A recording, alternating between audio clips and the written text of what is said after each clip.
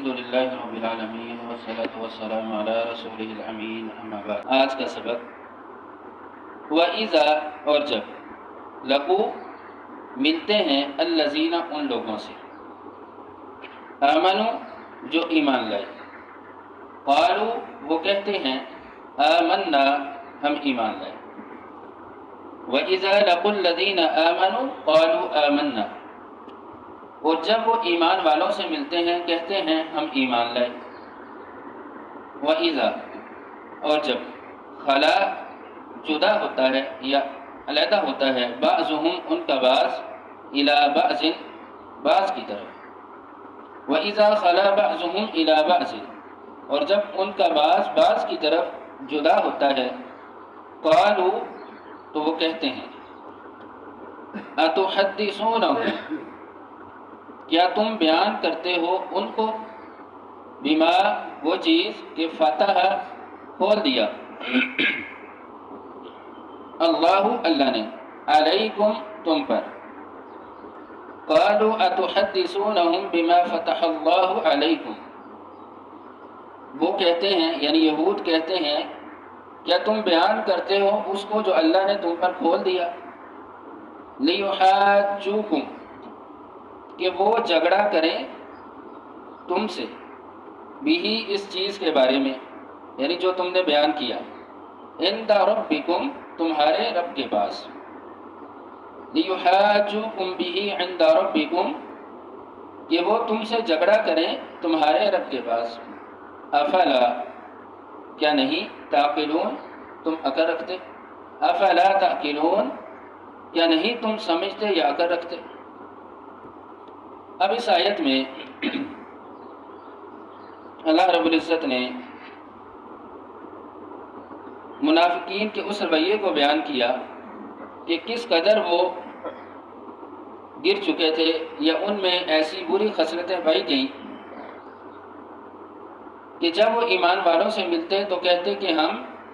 ایمان لائے قالوا آمنا ہم ایمان لائے یعنی یہ کون لوگ تھے یہ منافقین یہود جو یہودیوں میں منافق تھے جو بظاہر اسلام کے دعوے دار تھے یا اپنے اسلام کو ظاہر کرتے تھے لیکن حقیقت میں وہ مسلمان نہیں تھے تو جب وہ ایمان والوں سے ملتے کہتے ہیں ہم ایمان لائے یعنی ان کو مسلمانوں کو خوش کرنے کی کوشش کرتے اور جب اپنوں کی طرف جاتے تو ان سے بھی بنا کے رکھتے ان سے کہتے نہیں ہم تمہارے ساتھ ہیں۔ تو اللہ رب العزت نے یہاں پر ان منافقین کی نقاب کشائی کی ہے ان کو ظاہر کیا ہے ان کے رویے کو کہ مسلمانوں کے ہاں ان کا چہرہ کیا ہوتا ہے اور دوسروں کے ہاں اپنوں کے ہاں جا کے وہ کیا کرتے ہیں۔ وَإِذَا خَلَا بَعْضُهُمْ إِلَى بَعْضٍ اگلا حصہ آیت کا کہ جب ان کا بعض کی طرف جدا ہوتا ہے علیحدہ ہوتا ہے یعنی جب وہ ایک دوسرے کے ساتھ آپس میں مل بیٹھتے ہیں یا ان کے علماء یہود اپنے دوسرے لوگوں کے ساتھ بیٹھتے ہیں تو قالوا اتحدثونہم بما فتح اللہ علیکم تو کہتے ہیں کہ تم وہ باتیں ان مسلمانوں کو جا کے بتا دیتے ہو جو اللہ نے تم پر کھول دی ہیں کہ اللہ رب العزت نے ان پر کھول دیا یعنی تورات میں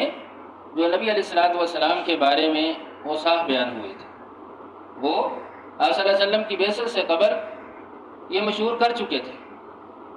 یعنی وہ سارے اوصاف لوگوں کو بتا چکے تھے کہ ایک نبی آئے گا اس میں یہ اوصاف ہوں گے ہم اس کا ساتھ دیں گے ہم پوری دنیا پہ چھا جائیں گے یہ ساری باتیں وہ بتا چکے تھے۔ جب نبی صلی اللہ علیہ وسلم مدینہ ہجرت کر کے گئے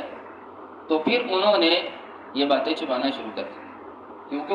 انہوں نے حسد کیا کہ یہ ہماری نسل سے نہیں ہے اس میں ہمارے لیے عزت نہیں ہے تو پھر وہ اپنے ان لوگوں کو کہتے کہ جو مسلمانوں کو کہتے یا مسلمان ہو گئے کہ تم وہ باتیں اپنی تورات کی ان کو کھول کے بیان کر دیتے جو اللہ نے تم پہ بیان کی ہیں لیحاجوکم بھی عند ربکم تاکہ وہ تم سے جھگڑیں یہاں پہ جھگڑنا مراد ہے دلیل سے غالب آ جانا کہ قیامت کے دن وہ یہی دلیل اللہ کے ہاں پیش کرے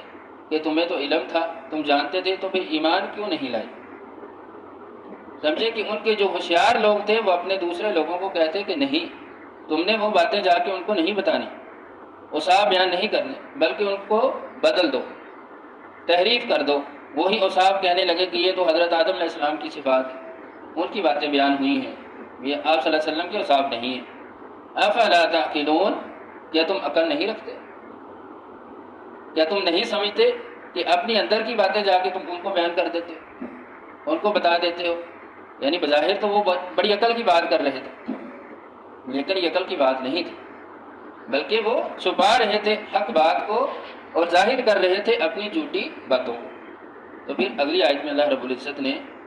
کہا اولا، کیا نہیں یعلمون، کہ وہ جانتے، ان اللہ، بے شک اللہ، یعلم، وہ جانتا ہے، ما، جو یسرون، وہ چھپاتے ہیں، وما یعلنون، اور جو وہ ظاہر کرتے ہیں۔ اولا یعلمون ان اللہ یعلم ما یسرون وما یعلنون، کیا نہیں وہ جانتے کہ بے شک اللہ تعالیٰ جانتا ہے جو وہ چھپاتے ہیں اور جو وہ ظاہر کرتے ہیں، کہ اللہ رب العزت تو ہر چیز کا احاطہ کیے ہوئے، ہر چیز اللہ کے علم میں ہے۔ جو وہ چھپاتے ہیں، چھپاتے کیا ہیں؟ کہ نبی صلی اللہ علیہ وسلم کے اوصاف، آپ کے بارے میں حق سچ بات کو چھپا لیتے ہیں، کوشش کرتے ہیں اپنی ناکام کوشش کہ ہم چھپا لیں، اور ظاہر کرتے ہیں جو وہ ظاہر کر چکے۔ تو اللہ رب العزت کو ان کا چھپانا اور ظاہر کرنا یہ سارا پتہ ہے، سارا اللہ کے علم میں ہے۔ اب ان دو آیات سے ہمیں جو باتیں سمجھ آئیں، نمبر ایک کہ منافقین یہود میں بھی موجود تھے۔ تو منافقین یہ ایک گروہ نہیں ہے، یہ چند بری خصلتیں ہیں کہ جس میں پائی جائیں، وہ کسی بھی گروہ، کسی بھی قبیلے سے، کسی بھی مذہب سے تعلق رکھے تو کہا جا سکتا ہے کہ اس میں منافقین کی صفات ہیں، بری خصلتیں۔ تو یہود میں ایسے منافقین تھے جو ایمان والوں سے ملتے تو کہتے قالوا آمنا، جو اپنوں سے ملتے تو کہتے ہم تمہارے ساتھ۔ یہ پہلی بات۔ اور دوسری بات کہ قیامت کے دن اللہ رب العزت کے ہاں لوگ ایک دوسرے کے بارے میں جھگڑیں گے، دلیلیں پیش کریں گے، اپنے دلائل رکھیں گے، تو اللہ رب العزت پھر دلائل کی بنیاد پہ لوگوں کے درمیان فیصلہ کرتے ہیں۔ اور تیسری چیز کہ افلا تعقلون، کیا تم عقل نہیں رکھتے؟ وہ ایک دوسرے کو یہ بات کہتے تھے۔ تو اب عقل کا ہونا یہ سمجھنا کہ وہ شخص بڑا عقل مند ہے کہ جو دوسروں کو دھوکہ دیتا ہے۔ بعض لوگ سمجھتے ہیں کہ کسی کو دھوکہ دے دینا، کسی سے فراڈ کرنا، اس کو بیوقوف بنا دینا، وہ بندہ بڑا تیز ہے، بڑا سمارٹ ہے، وہ چکمہ دے جاتا ہے، اپنے عیب چھپا جاتا ہے، لوگوں کے سامنے معصوم بن جاتا ہے۔ یعنی یہ ساری چیزیں، دھوکہ دینا وہ کس بنیاد پہ یہ کام کرتا ہے کہ وہ یہ بھول جاتا ہے کہ اللہ رب العزت کے علم میں سب کچھ ہے۔ تو یہود وہ اسی کو عقل مندی سمجھ رہے تھے کہ ہم مسلمانوں سے